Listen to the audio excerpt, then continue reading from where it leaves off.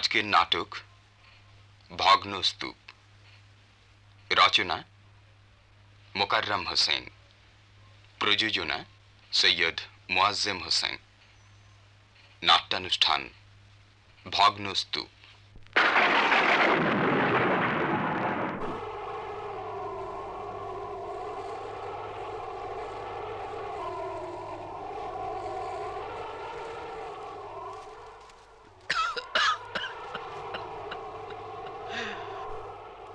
অন্ধকার, ভয়ানক অন্ধকার।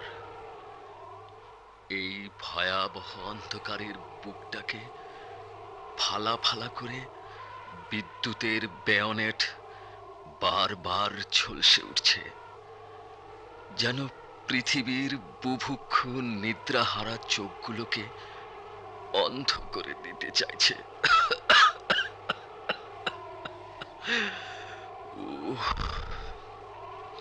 বুকটা ঝাঁঝরা হয়ে গেছে। আর আর কতদিন এই ব্যর্থ জীবনের বোঝা বয়ে বেড়াতে হবে কে জানে। কত আশা ছিল, কত স্বাদ ছিল মনে, ভবিষ্যতের কত রঙিন স্বপ্নই না দেখেছিলাম, কিন্তু কিন্তু তার একটাও কি সফল করতে পেরেছি? জীবনের কাছে আমি হেরে গেছি, মৃত্যুর কাছেও পরাজিত আমি।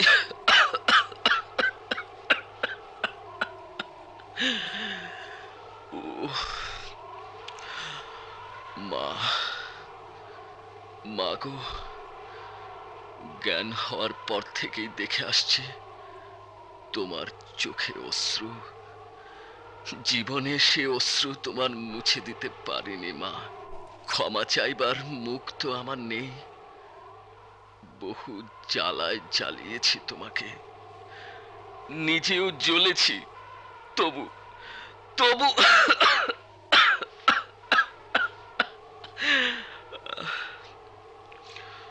আর আর মানুষ, হায় রে মানুষ, আজ তোমাদেরকে আমি দায়ী করছি।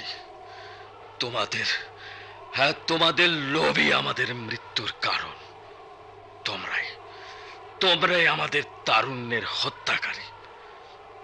তোমাদের এই অপরাধ আমরা কোনো দিন ক্ষমা করব না। তোমাদের বংশ পরম্পরায় পচা রক্ত বইয়ে আমরা তিলে তিলে এর প্রতিশোধ নেব।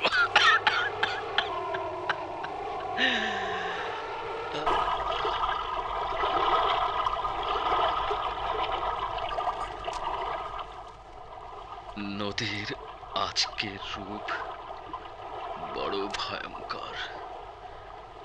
ঝড়ের তাণ্ডবের সাথে ভাঙনের নেশায় নদী আজ মেতে উঠেছে। তবু জানি এ ভাঙনের শেষ হবে নতুন সৃষ্টিতে। আর আমার জীবনে শুধু ভাঙন। কে কে কাঁদছ? ও নদী, নদী তুমি কাঁদছ? তোমার এ গুমরে কাঁদার শব্দ আমি স্পষ্ট শুনতে পাচ্ছি। ঠিক এমনি করে আমার আমার বোনও কেঁদেছিল। আমি ওকে সান্ত্বনা দিইনি। তার নিদারুণ রোগে এক ফোঁটাও ওষুধ দিতে পারিনি, মুখে তুলে দিতে পারিনি এক টুকরো ফল। নিজের অক্ষমতাকে ব্যর্থ পৌরুষের বৃথা অহংকারে ঢেকে তাকে শাসন করেছি, ধমকেছি। তুই তুই আমায় ক্ষমা করিস বোন। এ হতভাগ্য ভাইকে ক্ষমা করিস।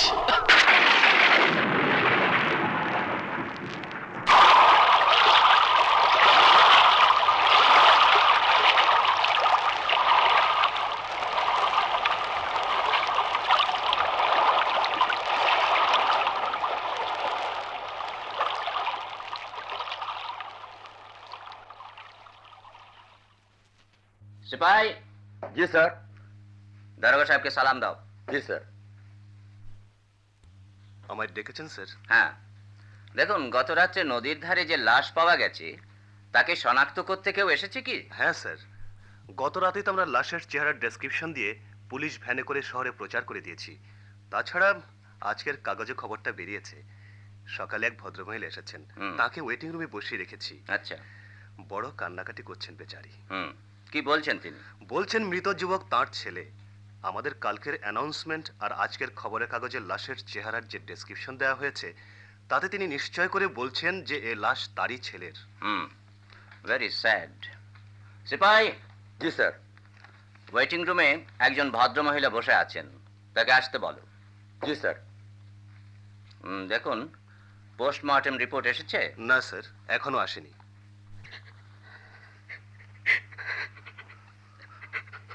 বসুন বসুন, কি করবেন বলুন?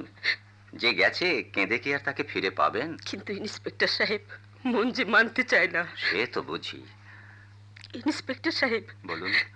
কত আশা করে যে ওকে আমি মানুষ করেছিলাম তা শুধু আমি জানি, কিন্তু কিন্তু সে আশা আমার এমনি করে ধুলোয় মিলিয়ে যাবে তাকে জানতো। তা কি করবেন, মানুষের কত আশাই তো বিফল হয়ে যায়। জীবনে ভুলেও কারো কোনো ক্ষতি করিনি, কারো অমঙ্গল চাইনি, তবে কেন কেন আমার ভাগ্যে এই অভিশাপ? দেখুন দেখুন, আপনি একটু শান্ত হন। হ্যাঁ, দয়া করে আপনার নামটা বলুন। আমার নাম হামিদা বেগম, হামিদা হায়দার। আপনার স্বামী? আমি বিধবা। আমার স্বামীর নাম ছিল চৌধুরী মঞ্জুর হায়দার। ইন্সপেক্টর সাহেব, মাহবুব আমার সোনার চাঁদ ছেলে, ওর মুখ চেয়ে সমস্ত দুঃখই আমি ভুলে গিয়েছিলাম, কিন্তু আজও আমার এই কি করলে ইন্সপেক্টর সাহেব? খোদা। বেগম হায়দার, আপনি এমন কান্নাকাটি করলে আমাদের কাজ এগোবে কি করে? তাছাড়া কেঁদে তো আর আপনার ছেলেকে বাঁচাতে পারবেন না। আপনি একটু শান্ত হয়ে আমাদের কয়েকটা প্রশ্নের উত্তর দিন। হ্যাঁ হ্যাঁ। আচ্ছা বেগম হায়দার, আপনি কি কিছু বলতে পারেন আপনার ছেলের মৃত্যুর কারণ কি হতে পারে? সবই আমার নসিব ইন্সপেক্টর সাহেব, সবই আমার কপাল। নইলে নইলে আমার এমন উপযুক্ত ছেলে অকালে মারা যাবে কেন? বেগম হায়দার, শুনুন শুনুন। আচ্ছা, আপনার ছেলের কি কোনো অসুখ বিসুখ ছিল? অসুখ বিসুখ কোনো অসুখই হচ্ছিল না, সুন্দর স্বাস্থ্য ছিল ওর। আচ্ছা, তার কি কোনো শত্রু ছিল? মাহবুবের শত্রু? না না না, আমার মাহবুবের কোনো শত্রু ছিল না, সবাই তাকে বড্ড ভালোবাসতো। স্যার, কোনো পার্টি টার্টি মানে? ও, লিভ ইট নাও। আচ্ছা বেগম হায়দার, দয়া করে বলুন তো, আপনার ছেলে কোনো নেশা টেশা করতো কিনা? নেশা? না না ইন্সপেক্টর সাহেব, মাহবুব আমার বড় ভালো ছেলে ছিল। বাচ্চা আমার কি পরিশ্রমী না করতো আমাকে একটু শান্তি দেবার জন্যে, রোগা বোনটার মুখে এক টুকরো হাসি ফোটাবার জন্যে কত কি না সে করতো। চাকরির চেষ্টায় দিনের পর দিন ঘুরে বেরিয়েছে, না খেয়ে থেকে কত দিন আমায় ফাঁকি দিয়েছে খিদে নেই বলে। জোর করলে বলতো, সত্যি বলছি মা, আমার মোটেই খিদে নেই। চারটে খেয়ে নে বাবা, সেই কোন সকালে এক গ্লাস পানি খেয়ে বেরোলি আর এখন হলো বিকেল 4টে, তবু বলছিস খিদে নেই? তুমি মনে করেছো আমি বুঝি সারাদিন না খেয়ে আছি? না মা, তা নয়, আমি খেয়েছি, পেট ভরে খেয়েছি। এই দেখো দেখো, পেট দেখো কেমন টনটনে হয়ে রয়েছে। আহা, তা তো বুঝলাম, কিন্তু খেলিটা কোথায় শুনি? ইয়ে মানে শফিক খাওয়ালে। হ্যাঁ, শফিক? কোন শফিক রে? কেন, আমাদের শফিক? তুমি তো ওকে চেনোই, ও একটা নতুন চাকরি পেয়েছে কিনা, তাই খুব করে খাইয়ে দিলে। কিন্তু ইয়ে মাহবুব, কখনো না তুই মিথ্যে কথা বলছিস। তাছাড়া শফিক বলে তোর কোনো বন্ধু? এই তো মা, তুমি ভুলে যাচ্ছ। আরে শফিককে চিনো না? সেই যে কবে, ওহো ঠিক মনেও পড়ছে না, তা বেশ কিছুদিন হয়েছে। আমার সঙ্গে এখানে একদিন এসেছিল না, তোমাকে সালাম করলো। আমাদের এই বাসায় তো তোর কোনো বন্ধু আসেনি রে। হ্যাঁ, হো ওই বাসার কথা বললাম বুঝি। না না, বাসায় নয়, আমি বলছি হাসপাতালের কথা। ওই বোনটির অসুখের বাড়াবাড়ির সময় ওকে যখন হাসপাতালে নিয়ে গিয়েছিলাম, তখন সেদিন দেখতে এসেছিল না, হাসপাতালে তোমাকে সালাম করলো, তুমি কত দোয়া করলে। কি জানি বাবা, হতেও পারে, তবে আমার কিন্তু ঠিক মনে পড়ছে না। তুমি ভয়ানক ভুলে যাও মা। এখন যাও, খেয়ে নাও গে। আমি বেশ করে খেয়ে এসেছি। তা খেলেও সে কখন খেয়েছিস? এখন আয় না বাবা, আমার সঙ্গে দুটো মুখে দিবি। না মা, ও ও খাওয়াটা একটু বেশি হয়ে গেছে মা। ঘুমে চোখও জড়িয়ে আসছে। যাও মা, তুমি তাড়াতাড়ি খেয়ে নাও গে। আর দেখো, আর কোনোদিন যদি আমার জন্য এরকম না খেয়ে থাকো, তাহলে কিন্তু ভালো হবে না বলে দিচ্ছি। কেন, কি করবি শুনি? বাসা থেকে রেগে মেগে বেরিয়ে যাব, আচ্ছা। আর ফিরে আসবো না।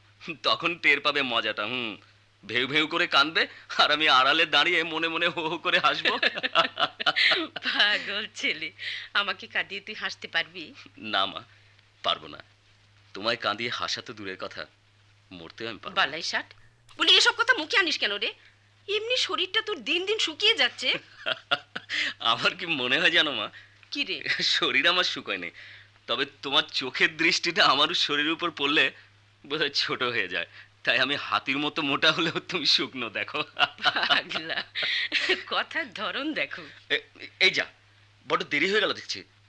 মা, তুমি শিগগির খেয়ে নাও গে, আমি এক্ষুনি একবার ঘুরে আসি। হ্যাঁ, এই অসময়ে আবার কোথায় চললি? এই কাছেই একটা চাকরির খোঁজ পেয়েছি, আচ্ছা। দরখাস্ত লিখে রেখেছি। 5টার সময় দেখা করতে বলেছে। আমি আসছি মা। হ্যাঁ, শোন, দয়া শোন, করে শোন। যেন চাকরিটা হয়ে যায়। হ্যাঁ হ্যাঁ, হ্যাঁ, আহা, কোথায় চাকরি সেটা বলবি তো? এখন আর কিচ্ছু বলার সময় নেই মা, ঠিক 5টায় যেতে বলেছে। আমি এসে সব তোমাকে বলবো। আর চাকরিটা হয়ে গেলে হ্যাঁ। আমাদের কোনো ভাবনা আর থাকবে না, আচ্ছা। বুঝলে? তোমাকে আর এত কষ্ট করতে হবে না। আচ্ছা, আমি চলি। হ্যাঁ, বোনটিকে নিয়ে তুমি খেয়ে ওঠো। হ্যাঁ। এসো। মা, মা, মা, তুমি কোথায় মা? কি হলো? মা! এ, কি হয়েছে? পাটি পাটি আমি মা, চেঁচাচ্ছিস মা গো কেন আমার বলবি মা। তো? আহা, ছাড় না, কি হয়েছে বাবা? মা, বল বল। মা, আমাদের সব দুঃখ শেষ হয়েছে মা। আচ্ছা। আমরা সুখের দিনের দেখা পেয়েছি। আরে আরে, আবার পাগলামি তো শুরু করলি। বল তো কি আমার মা। ব্যাপারটা কি? চাকরি পেয়েছিস বুঝি? চাকরি? হ্যাঁ? দূর, কি যে বলো। টাকা মা, টাকা? অনেক টাকা। তোমাকে আর কষ্ট করতে হবে না। শহরের সবচেয়ে বড় ডাক্তার দিয়ে বোনটির চিকিৎসা করাবো। আমরা বড়লোক হয়ে যাবো মা। থাম না, খুলে বল না কি ব্যাপারটা হয়েছে। কোথায় এত টাকা পেলি? মাহবুব, সত্যি করে বল তো কি হয়েছে? আমার কিন্তু ভয় করছে। যে দিনকাল পড়েছে, শেষে তুই। কি ছেলে মানুষ তুমি মা, তোমার মাহবুব সম্বন্ধেও তোমার ভয়? ওরে, তবে বল না, খুলে বলবি তো আমায়, কোথায় এত টাকা পেলি বাবা? এখনো পাইনি মা, তবে নিশ্চয়ই পাবো। মাত্র আজকের দিনটা, তারপরেই দেখো আমরা বিরাট বড় লোক হয়ে যাব। তুমি কিচ্ছু ভেবো না মা, সব ঠিক হয়ে যাবে। আমি এক্ষুনি আসছি। হ্যাঁ, ওরে শোন শোন, মাহবুব মাহবুব। আমি আসছি মা, এক্ষুনি আসছি। ও চলে গেল ইন্সপেক্টর সাহেব, খুশিতে পাগল হয়ে চলে গেল। তারপর এই খবর। তখন কি জানতাম যে ও আমায় এত বড় ফাঁকি দেবে। Very sad indeed. সত্যি ব্যাপারটা বড়ই দুঃখের Begum Haidar. Really very unfortunate. আপনাকে সান্ত্বনা দেওয়ার কোনো ভাষা আমার জানা নেই। সান্ত্বনা? সারা জীবনের মতো সান্ত্বনা আমার ফুরিয়ে গেছে ইন্সপেক্টর সাহেব। হ্যাঁ, আফসোস। দেখুন মিস্টার রহমান, স্যার, আপনি বেগম হায়দারকে বাড়ি রেখে আসুন। আর পোস্টমর্টেম হয়ে গেলে ওকে আমরা খবর দেব। উনি এসে লাশ নিয়ে যাবেন। All right sir. চলুন বেগম হায়দার। হুজুর, কে কিছু বলবে? জি, ওয়েটিং রুমে এক সাহেব কিছুক্ষণ ধরে বসে আছেন। ও আচ্ছা, পাঠিয়ে দাও। জি আচ্ছা। আসসালামু আলাইকুম। ওয়ালাইকুম সালাম। আপনি? হ্যাঁ, আমি এসেছি গত রাতে যে মৃতদেহ সম্বন্ধে আপনারা পুলিশ ভ্যানে করে। ও বুঝেছি। বসুন বসুন। আপনার নাম? আমার নাম চৌধুরী হাসান হায়দার। হাসান হায়দার। আচ্ছা, আপনার অ্যাড্রেস? এই শহরেই ফোর ব্রাদার্স কোম্পানির অন্যতম পার্টনার আমি। ও বেশ।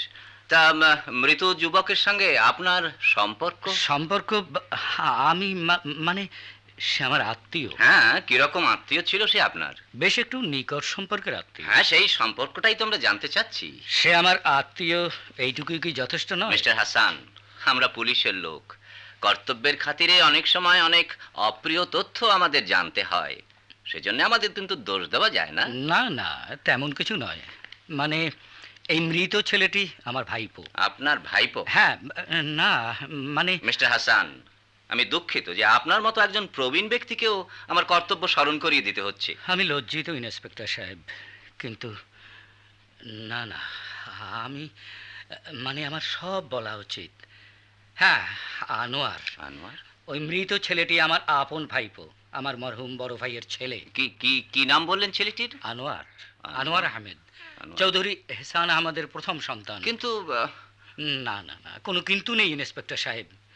পাপের অনুশোচনা যখন শুরু হয় তখন তার চেয়ে বেশি যন্ত্রণাবোধ হয় আর কিছু নেই। যাক, শুনুন, বলুন। আজ থেকে 19 বছর আগে হুম, ঢাকার কোনো এক গণ্ডগ্রামে থাকতাম আমরা 5 ভাই। আচ্ছা। বাবা ছিলেন না। বড় ভাই আমাদের বাপের স্নেহে মানুষ করে তুলেছিলেন। প্রাচুর্য না থাকলেও অভাব আমাদের ছিল না। সচ্ছল সংসার, ছোটখাটো ব্যবসা, সুখী পরিবার ছিল আমাদের। কিন্তু একদিন বলুন, বলে যান। আমাদের ব্যবসা তখন উন্নতির মুখে। এই সময় হঠাৎ বড় ভাই মারা গেলেন। আমরা 4 ভাই সমস্ত সম্পত্তি আর কারবারের ভার হাতে তুলে নিলাম। না না, ঠিক তা নয়। বড় ভাইয়ের বিধবা স্ত্রী মানে আমাদের ভাবিকে আমরা ফাঁকি দিলাম, বঞ্চিত করলাম। দুঃখে অভিমানে ছেলে মেয়ে দুটিকে নিয়ে তিনি চলে গেলেন। তার আর কোনো খোঁজ আপনারা পাননি? না, আজ পর্যন্ত তার কোনো খোঁজ পাইনি। কিন্তু এসবে আমার কোনো সায় ছিল না। সত্যি বলছি ইন্সপেক্টর সাহেব, এসবে আমার কোনো সায় ছিল না। শুধু আর 3 ভাইয়ের চাপে আমাকে নীরবে সব মেনে নিতে হয়েছিল। আমাকে আমাকে এক গ্লাস পানি দিতে বলবেন দয়া করে? নিশ্চয়ই। সিপাই, হুজুর, এক গ্লাস পানি নিয়ে এসো।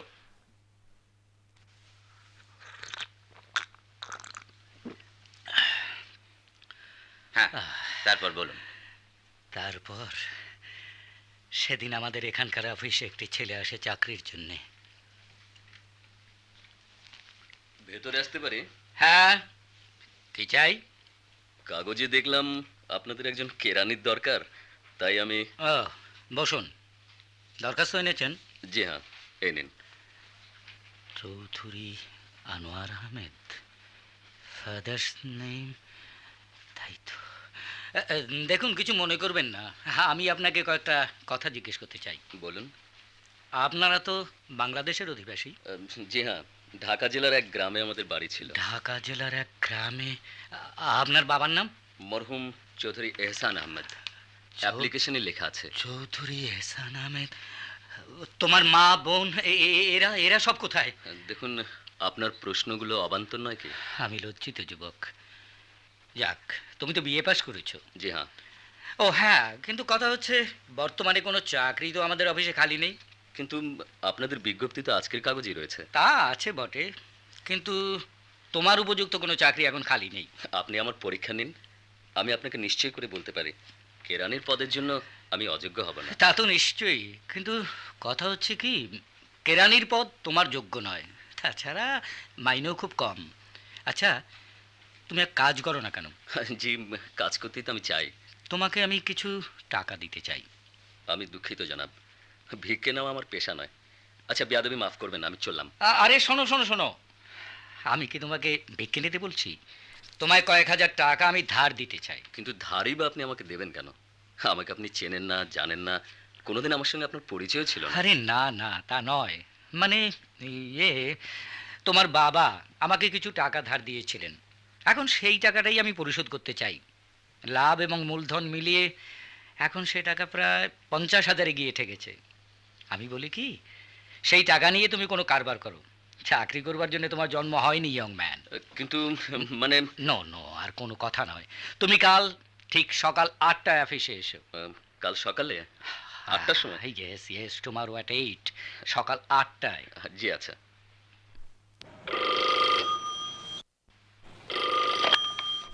Hello, Hasan Chowdhury speaking.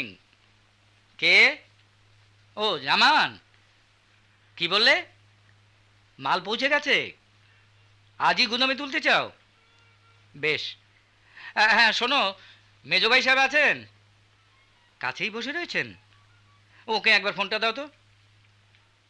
ভাইজান, আজ একটা আশ্চর্য খবর আপনাকে দেব। আনোয়ার মানে বড় ভাইজানের ছেলের খোঁজ পেয়েছি। জি হ্যাঁ। তা আমি বলছিলাম কি, মরহুম বড় ভাইয়ের উত্তরাধিকারী হিসেবে ছেলেটিকে আমাদের কারবারে অংশীদার করে নিই? না, কিন্তু আইন কিছুই হবে না। তবে না হয় ছেলেটিকে কিছু টাকা দিয়ে দিই, যাতে ও নিজের পায়ে দাঁড়াতে পারে। মানে ভাবিজান আর মেয়েটি ওর সঙ্গেই রয়েছে কিনা, ওরা খুব কষ্টে আছে মেজো ভাইজান। না, তাহলে আচ্ছা, এখন কি করি? কাল সকাল 8টায় আনোয়ার এলে ওকে আমি কি বলবো?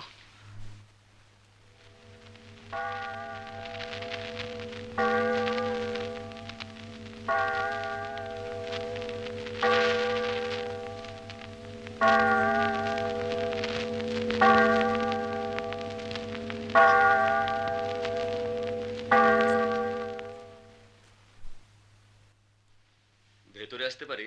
ও, তুমি কি চাই? আপনি আমাকে আজ সকাল 8টায় আসতে বলেছিলেন। ও হ্যাঁ, কিন্তু দেখো যুবক, আমি ভেবে দেখলাম যে তোমাকে সাহায্য করা এখন সম্ভব নয়। সাহায্য?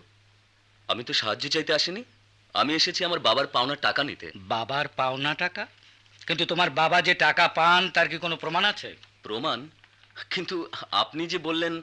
ওরকম অনেক কথাই বলা হয়, কিন্তু কটা তার সত্যি আর কটা মিথ্যে তাকেই বলতে পারে।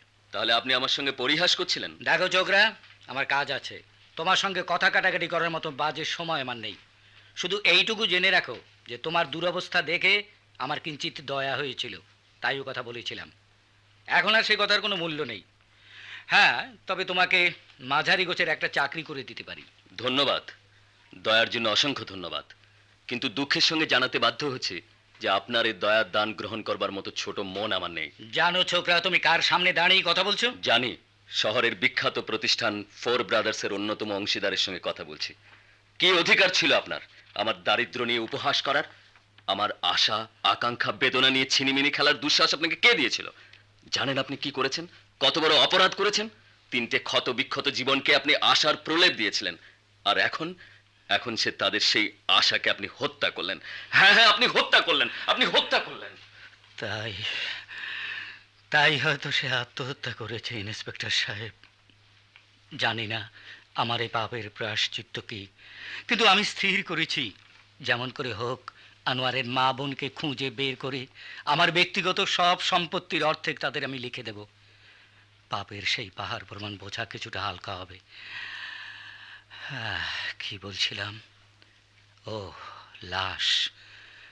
আনোয়ারের লাশ আমি নিতে এসেছি, ওর কাফন দাফন করা আমার কর্তব্য। কিন্তু লাশ তো এখন মর্গে, পোস্টমর্টেম হয়ে গেলে আপনাকে আমরা খবর পাঠাবো। ধন্যবাদ। আচ্ছা, এখন তাহলে আমি আসি। ভেতরে আসতে পারি? Yes, come in.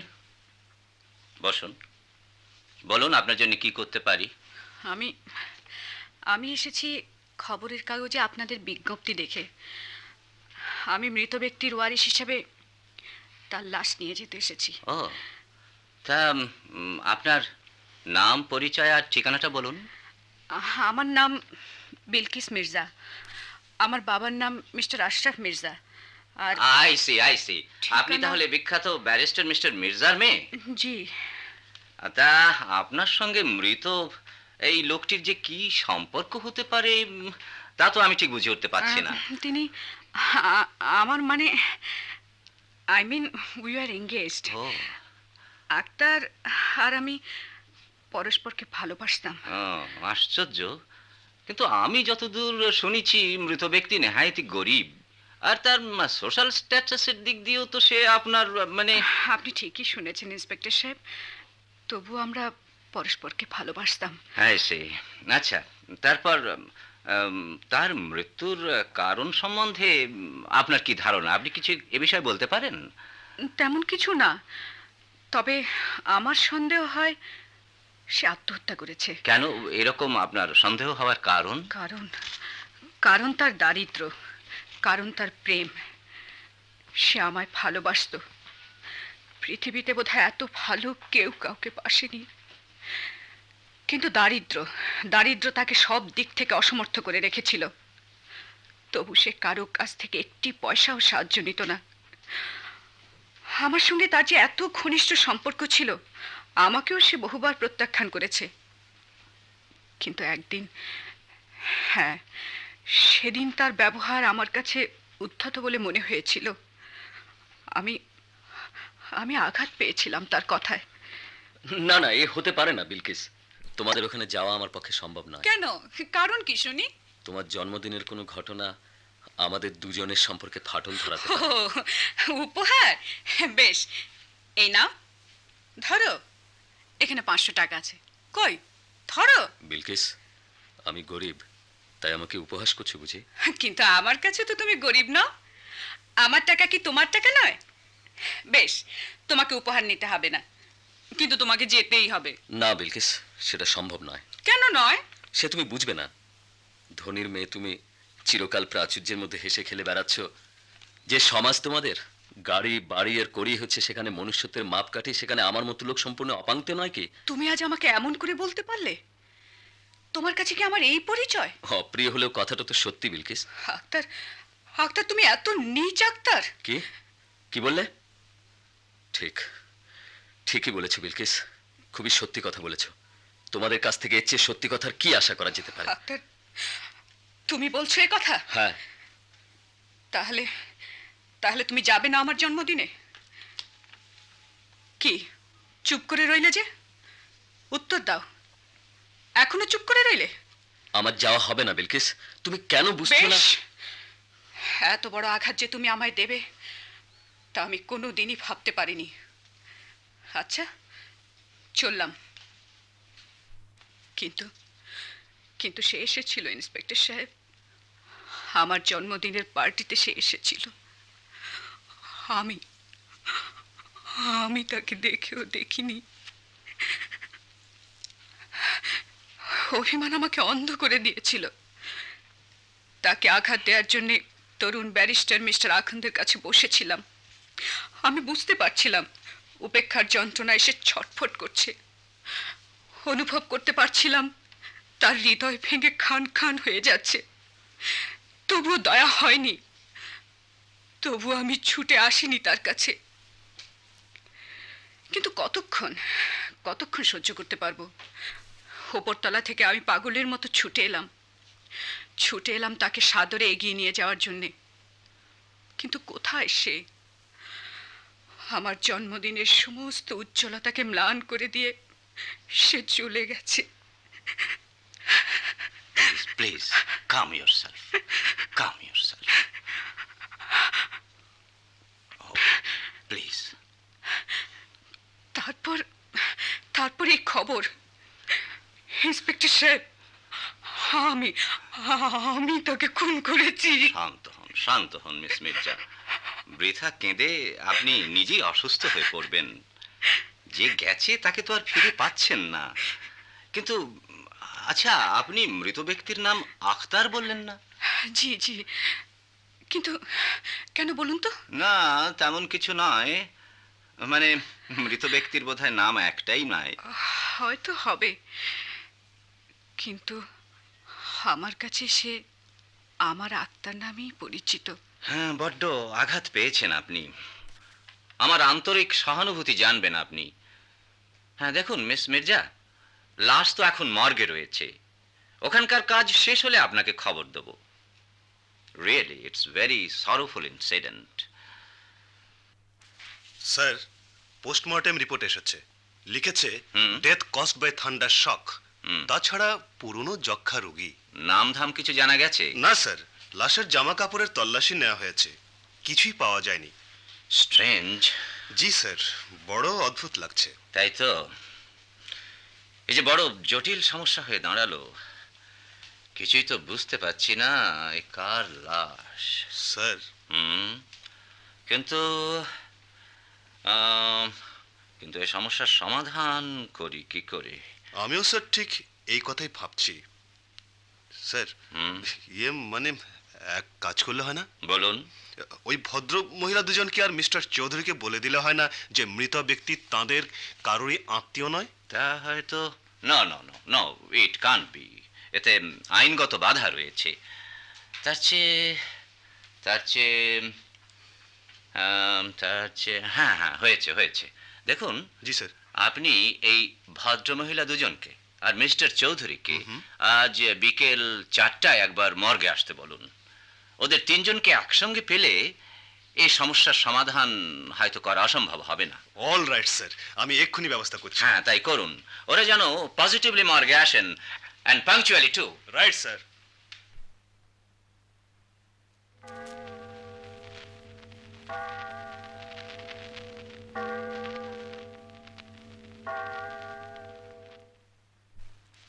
দরগা সাহেব, স্যার, 4টে তো বাজলো।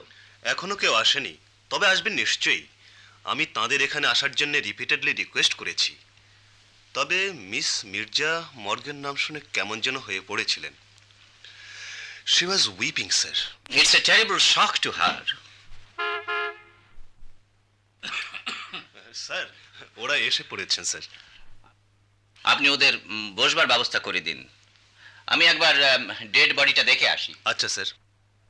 আমরা কি দেরি করে ফেলেছি দারোগা সাহেব? না না, আপনারা ঠিক সময় এসেছেন। ইন্সপেক্টর সাহেব এসেছেন? জি হ্যাঁ, তিনি ভেতরেই আছেন। আপনারা এই ঘরেই বসুন। মিস মির্জা, অতটা ভেঙে পড়বেন না, মরণ তো সবারই আছে।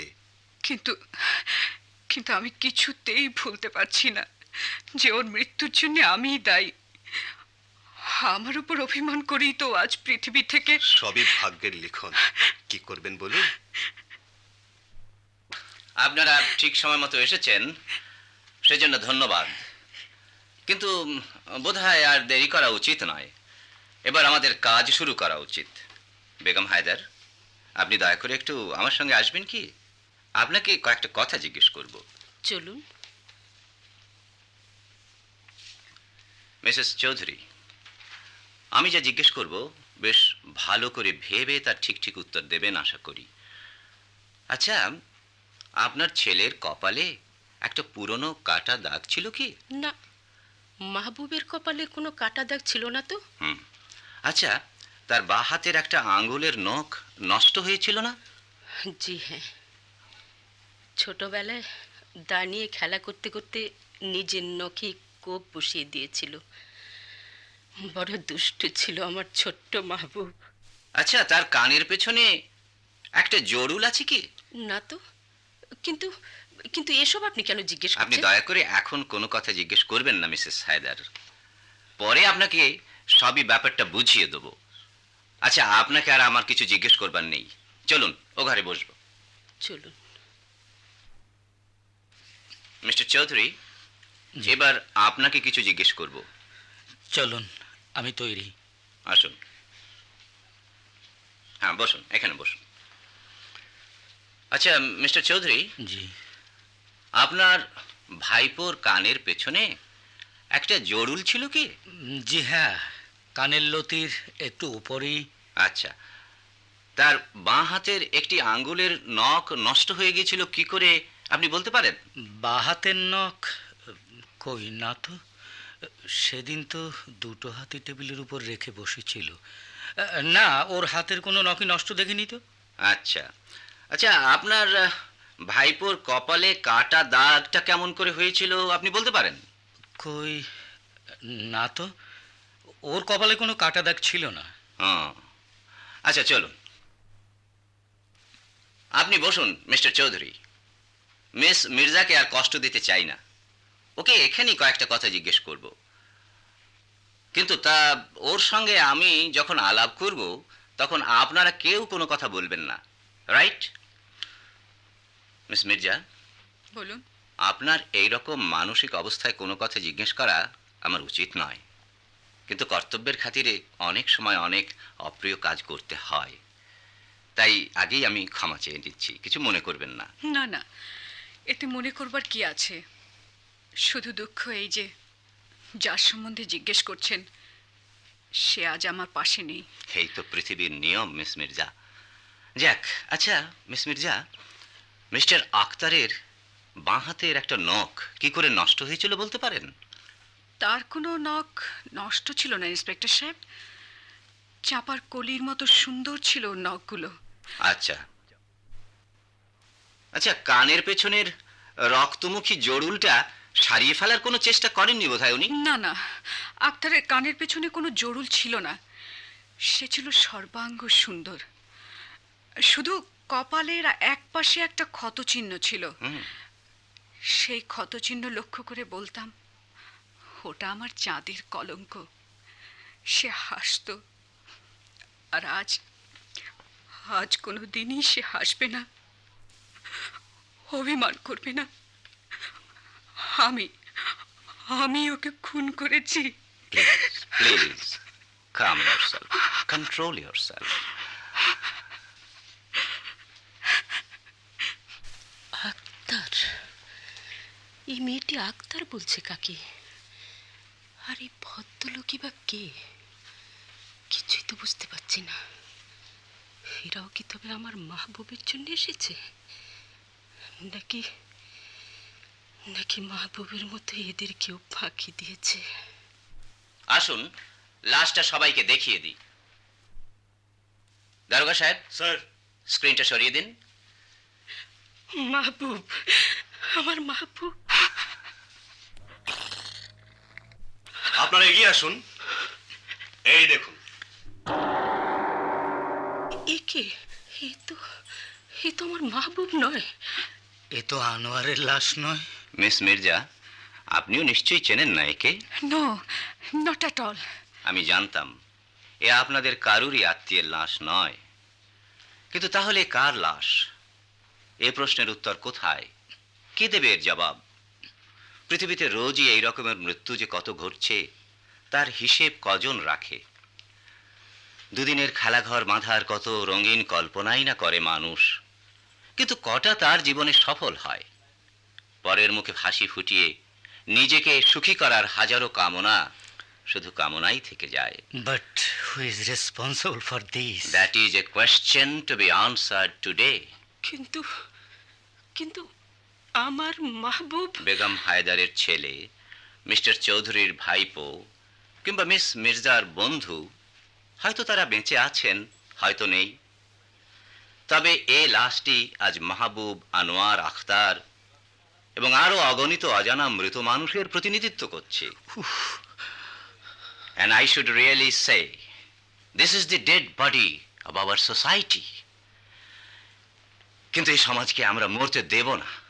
বিধ্বস্ত এই সমাজের ভগ্ন স্তূপের উপর আমরা গড়ে তুলব নূতন জীবনের ভিত। আজ যে আবর্জনা আমাদের সমাজ জীবনে জমে উঠেছে তাকে ধুয়ে মুছে পরিষ্কার করব।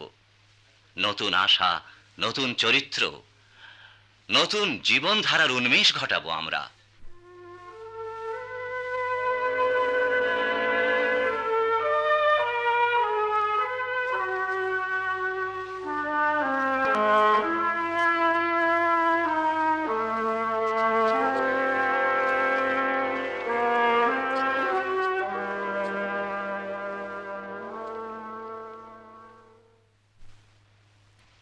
ভগ্ন স্তূপ নাটকের অভিনয় শেষ হল। রচনা মোকাররম হোসেন। বিভিন্ন ভূমিকায় রূপদান করলেন ইন্সপেক্টর আব্দুল মালেক খান, এসআই মনিরুল ইসলাম বাদল, হাসান হায়দার ফরিদ উদ্দিন আহমেদ, বেগম হায়দার আয়েশা আক্তার, মিস বিলকিস আলিয়া ফেরদৌসি, কনস্টেবল মোহাম্মদ নূর হোসেন এবং মাহবুব, আনোয়ার ও আক্তারের ভূমিকায় শামসুল আলম। শব্দগ্রহণে মাহমুদ জাহাঙ্গীর ও লুৎফুল হক। শব্দ সংযোজনায় কাজী ইসহাক ও আব্দুর রহমান। সম্পাদনায় গোলাম হাক্কানি আলম। নাটকটি প্রযোজনা করলেন সৈয়দ মুয়াজ্জেম হোসেন।